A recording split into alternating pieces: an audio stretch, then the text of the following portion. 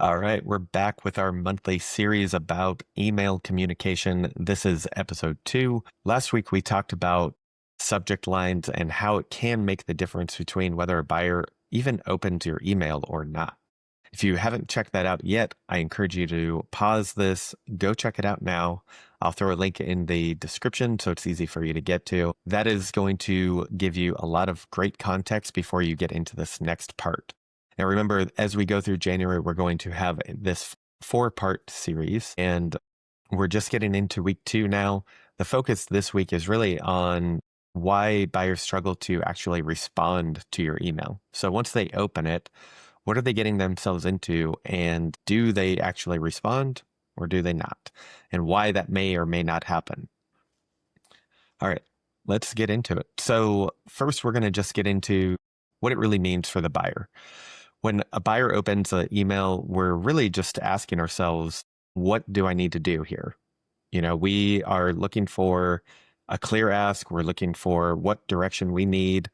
If we don't know it from the subject line, we already know that we're getting into a little bit of a potentially a messy, harder email to reply to. So that's what we're looking for. What is it that I need to do?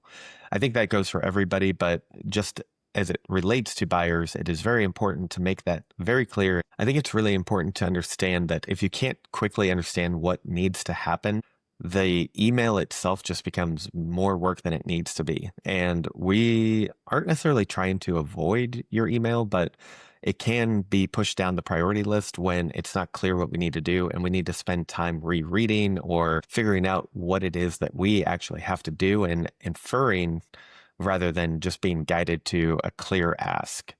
So through this, I mentioned it before, but buyers are always just prioritizing. So the easier you can make our job to give you an answer, it's going to be pushed up the priority list, not only just because of maybe the urgency of the ask, but the ease of being able to take care of it. Usually, if it's something that we can take care of in 2 minutes or less, we can just do it. We do it on the spot, we make sure it's taken care of, and we move on. If it's something that we have to reread and we're doubting whether or not we have the right information, we need to go investigate or research, then that becomes a problem and we push it off. We deprioritize it. And where the friction shows up. So usually it shows up when I think we've all seen these emails, the purpose of the email is actually buried underneath the background. So you get a lot of the sentences or paragraphs around the background, the information that gives the context. But underneath that is where the ask is. So it takes a long time for a buyer to go through and read everything in these runoff sentences and paragraphs. And so that just slows us down. That's what we call operational friction. Remember, anything that slows down a buyer in doing the job is going to be friction, and it deteriorates your trust between the buyer and your relationship. So as we keep going down the list here, like context, like when you have those context sentences or paragraphs, they ask is somewhere mixed in, and that can be another problem. It might not even be that your ask is at the very bottom, but maybe it's mixed in, and it makes it even harder to understand what is it that you actually want, because you have a lot of different things competing for my attention in this one sentence or paragraph. Another common one really is when there's multiple questions and they are kind of competing for what takes priority. Again, the simpler you can make it, the better. So if you have one big priority or ask that you really need to get done and you really need that, put that at the as the focus. Put that as the focus so that way it doesn't get lost. And you might have some other things that roll up, or maybe they have to be a separate email, but you have to make sure that it is very clear. The biggest thing that you need an answer to is very clear in the email. And the next thing, which is even worse than all of that, is that you have this whole email, but there is no clear next step. And it wasn't called out as informational. You don't know if you have to take an action. You don't know if you are just taking this all in without really any other next steps on your part. And so when it's really not clear at all, that's like the worst thing you can do. You don't want to do that and make this really opportunity for, again, operational friction. It means the buyer has to reply asking, what do you need from me for this? And then there's another response, and it starts going in this back and forth, which is really just a waste of time for everybody. Under like normal circumstances for a regular person, this probably doesn't matter as much if the ask is at the very top or if it's at the very bottom. But most people are fine with that background and the context first. The thing is that when you're communicating with a buyer, we have a lot of leverage in what our actions do.